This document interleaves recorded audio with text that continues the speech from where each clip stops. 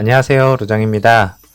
러시아가 우크라이나 연료 저장고를 공격을 하고 있습니다. 좀처럼 우크라이나를 점령을 하지 못하자 새 전략으로 해석이 됩니다. 우크라이나는 안전 우려 속에 대피 중단을 하였습니다. 지난 평화협상회의에서 이렇다 할 돌파구를 마련하지 못하였고요.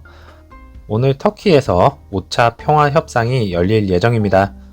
푸틴은 학살자라는 칭한 바이든에 매우 우려스럽고 면밀히 주시를 할 것이다 라고 경고까지 했습니다. 이에 바이든은 푸틴 관련 발언은 도덕적 표출과 정책 변화는 아니라고 답변을 했고요.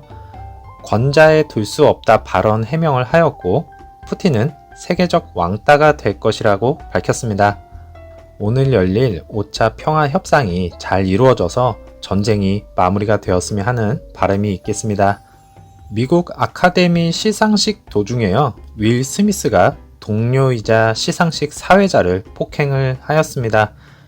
사회자는 윌 스미스의 아내의 건강상에 대한 농담을 하고 이에 참지 못하고 시상식에 올라가서 폭행을 하였습니다. 같이 한번 보시겠습니다.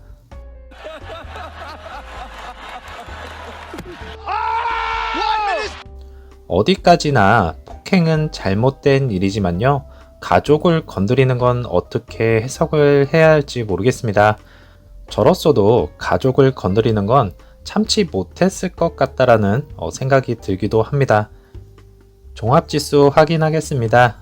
10년물 국채금리 보시면 또다시 급등을 하면서 긴장을 하게 만들었습니다. 2014년 9월 19일 이후에 7년 6개월 만에 처음으로 3%를 돌파를 하였습니다. 현재는 소폭 하락하는 모습을 보여주고 있고요. 5년과 이제 30년물 국채 수익률이 기어코 역전을 하였습니다. 이는 2006년 이후에 처음으로 일어난 일이고요. 2년물과 10년물이 역전을 하는지도 눈여겨봐야 할 부분 같습니다. 어제 영상에서도 국채 수익률에 대해서 말씀을 드렸었는데 이 부분은 조심할 필요가 있다고 다시 한번 말씀을 드리겠습니다. 공포지수, 빅스지수 보시면 드디어 19까지 떨어지는 모습을 보여주었고요. 다행히도 공포지수는 안정을 찾아가는 모습입니다. 오랫동안 이대로 좀 유지를 했으면 하는 바람이 있습니다. 러셀 2000 보시면 다행히 하락폭이 크지 않아서 박스권에 다시금 갇히는 것을 볼 수가 있었고요. 나스닥 종합지수 보시면 장 초반 혼조세를 이어가다가 중반에는 급격하게 떨어지는 모습을 보여주었습니다. 장 후반부로 갈수록 상승세를 이어가는 모습을 보여주었고요. 이렇게 힘겹게 올라가고는 있지만 상승을 지속적으로 보여주고 있어서 다행이라 생각이 됩니다. S&P 500 보시면 나스닥과 거의 유사한 흐름을 보여주었습니다. 테슬라 등 메가캡과 기술주의 상승에 힘입어서 미국 3대 지수가 상승했다고 봐도 되겠습니다. 테슬라는 중국 공장의 셧다운 소식에도 불구하고요. 주식 분할 계획을 발표를 하면서 큰 폭으로 상승을 하였고요. 어제 상승의 1등 공신은 테슬라였다라는 말씀을 드리겠습니다. 이에 골드만삭스는요. 5월에 FOMC 회의에서 0.5%포인트 인상 가능성에 초점을 맞추었습니다. 이렇게 증시가 상승을 하는 것은 저희로서는 어떻게 보면 정말 기분이 좋은 일입니다. 하지만 연준은 자신의 생각과 다른 방향으로 가고 있는 것을 못마땅하게 생각을 할 것입니다. 그러면 다음번 인상은 더욱더 매파적일 수밖에 없겠고요. 0.5%포인트 인상이 유력해질 수 있다라는 생각을 말씀을 드리겠습니다. 그러면 우리는 무엇을 지금 해야 하는가에 대해서는요. 현금 보유량을 늘려야 하지 않나 생각이 됩니다. 여기서 더 치고 올라갈 수는 있습니다. 하지만 그렇다고 이 구간에서 들어가기에는 다소 부담스러운 구간입니다. 그래서 현금을 차곡차곡 비중을 늘려 가시고요. 다음번 5월달 정도에 있을 러시아 문제와 FOMC 회의에 초점을 맞추셔서 조정 시기가 오면 다시 저가 매수 기회를 노려보는 게 낫지 않을까라는 생각입니다. 루시드 차트고요. 어제는 0.87%가 상승을 한 25.38로 마감을 하였고요. 애프터장에서는 0.32%가 하락을 한 25.30으로 마감을 하였습니다. 오더플로우 보시면 라지 스케일은 약간의 바이를 한 것을 볼 수가 있겠고요. 미디움과 스몰캡에서도 매도보다는 매수가 약간 더 많았다는 것을 볼 수 있겠습니다. 피 보시면 공매도 수량을 갚으면서 장 초반 상승을 유도를 했다는 걸 볼 수가 있겠고요. 일본봉 차트를 보시면 나스닥 흐름과 거의 유사하게 흘러간 것을 볼 수가 있는데 2, 3거래일 전부터 나스닥은 후반부에 강한 상승을 보여주는 반면에 루시드는 그 상승폭을 따라가지 못하는 흐름을 보여주고 있습니다. 후반부에 치고 올라갔더라면 하는 아쉬움이 많이 남는 장이었습니다. 다시 일봉을 보시면 거래량도 상당히 많이 줄어드는 모습을 볼 수가 있겠고요. 25불 라인을 다시금 지켜주는 모습을 볼 수가 있겠습니다. 매물대 차트 보시면 21불 라인과 29불 라인에 매물대가 쌓이고 있는 것을 볼 수가 있겠고요. 29불 라인을 넘어서 저희가 걱정하는 이 싱크홀 부분도 가득 채워지기를 바라겠습니다. 그래야 지난번과 같은 그냥 관통하는 일은 앞으로 없어야 할 것입니다. RSI 보시면 예전에 차량 딜리버리 이벤트성으로 주가가 상승을 한 부분을 빼고는요 70 이상을 간 적이 2번밖에 없었습니다. 그러고 난 뒤에는 상승하려고 하면 악재들이 터져서 상승하지 못하게 되었고요. 이번에도 저점을 서서히 높여가면서 상승을 시도하려는 모습을 보여주고 있습니다.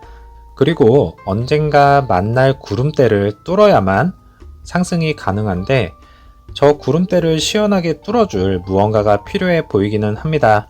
이렇게 두터운 부분이 아닌 약간 슬림한 쪽으로 뚫어주면 어땠을까라는 아쉬움이 많이 남습니다. OBV 보시면 횡보하는 구간의 연속이라고 보시면 될 듯 합니다. 차트상으로만 보자면 급격한 상승이 이루어졌었고 가격 조정과 기간 조정이 이루어지는 시기인데 상황이 좋지 않은 모습을 보여주면서 가격 조정이 생각보다 많이 이루어진 것을 볼 수가 있었습니다. 이제 여기서 지켜봐야 할 부분은요. 횡보를 언제까지 할 건지가 관건인데 모든 지표들을 종합해서 보면 앞으로 몇 달간은 횡보를 할 수 있을 것 같다라는 결론을 말씀드립니다. 루시드 측에서 큰 호재가 아니면 이 상방을 시원하게 뚫지 못할 수 있을 것 같습니다.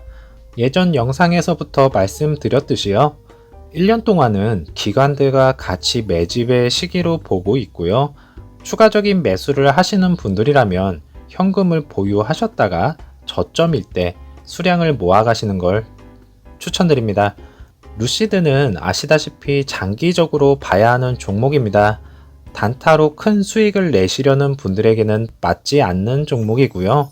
이 점 꼭 유의하시기 바라겠고 기회 비용 부분들을 많이 이야기하시는 것 같습니다. 루시드의 몰빵이 아닌 이상 그런 부분들은 다른 종목에서 수익을 내시면 되시고요. 앞으로의 인생주를 위해서 투자자로 접근을 하시면 됩니다. 그래서 저는 루시드에 투자를 하는 것이고요. 다른 종목에서 수익을 내면서 진행을 하고 있습니다. 그리고 종목들을 비교를 하실 때 이 종목은 단타로 접근을 할 것인지 아니면 장기적으로 투자를 할 것인지 잘 판단하시면서 성공적인 투자를 하셨으면 합니다. 어제자로 올라온 루시드 차량 모습입니다. 하루하루 생산 대수가 늘어나는 것을 볼 수가 있겠고요. 생산 속도가 빨라지는 느낌도 들고 있습니다. 그동안 생산 지연이 이루어졌으니까 밤을 새더라도 생산 대수를 늘려주시기를 바라겠습니다. 루시드 공장 건설 현장입니다. 며칠 전 보았던 영상과는 그렇게 크게 진전된 모습은 아닌 것 같고요. 주말이라서 공사 진행을 안 한 것일 수도 있겠다 생각이 들고 있습니다. 이 역시도 분발을 좀 해줬으면 좋겠습니다. 그리고 신기한 걸 보았습니다. 차선 변경 깜빡이를 작동을 하면 바닥에 이렇게 표시가 된다고 합니다. 한편으로는 좋은 기능인 것 같기도 하지만 또 한편으로는 약간 촌스러워 보이기도 합니다. 안전을 위해서는 괜찮은 기능인 것 같습니다. 궁극의 퍼포먼스로 외건 오스카상을 쉽게 수상할 수 있었다는 기사 내용입니다. 외건이 출시가 된다는 내용은 아니고요. 이 저자의 100% 개인적인 의견인 것 같습니다. 간략하게 기사 내용을 보면요. 루시드에 관한 한 그들은 새로운 광고인 오스카에서 멋진 카메오로 자신을 패셔너블한 테슬라 경쟁자로 보여주려고 노력하고 있다고 말을 했습니다. 채널의 열렬한 팬에 따르면요. 지금 당장은 5도어 럭셔리 식료품 장수로서 꽤 멋져 보이지만 이것은 단지 희망적인 생각일 뿐이라고 말을 했고요. 그러한 아이디어를 사용하지 말아야 할 큰 이유가 하나 있다라고 합니다. 그것은 프로젝트 그래비티고요. 그것은 곧 테슬라의 모델 X에 대한 가족 중심의 반응을 제공할 수 있는 루시드 모터스의 자체 크로스오버 SU 모델이 될 것입니다 라고 하면서 마무리가 된 기사입니다. 보시기에 어때 보이십니까? 럭셔리 세단 루시드의 외관, 개인적으로는 어울리지 않다라고 생각이 듭니다. 유럽에서는 외건이 인기가 많다고는 하지만요. 그래도 루시드 외건은 아닌 것 같습니다. 럭셔리 브랜드를 구축하는 입장에서 외건은 치명적일 수 있다라는 생각이 들고 있고요. 구독자님들의 생각은 어떠신지 궁금하네요. 댓글에 남겨주시면 감사하겠습니다. 그리고 어제 오스카 시상식에서 루시드 광고를 보고 나서 웹사이트로 이동을 했다라는 개인 트윗이 올라오고 있습니다. 오스카에서 첫 번째로 EV 차량을 후원을 하고요. 광고를 하는 것은 루시드가 처음이고 이렇게 후원과 두 번째로 만들어진 루시드 광고를 통해서 루시드를 더욱더 알리게 되는 부분은 좋은 점 같습니다. 이제 1분기 보고서에서 예약 판매 대수가 얼마나 되었는지 궁금해지고 있습니다. 제가 준비한 내용은 여기까지고요. 사우디에서 포뮬러 2 레이싱이 펼쳐지고 있습니다. 8월 달에 있을 한국에서의 포뮬러 2 레이싱에서 루시드 에어의 모습을 볼 수 있는 날을 기대하면서 사우디에 있는 레이싱 트랙을 배경으로 불꽃놀이 감상하시면서 마무리하겠습니다.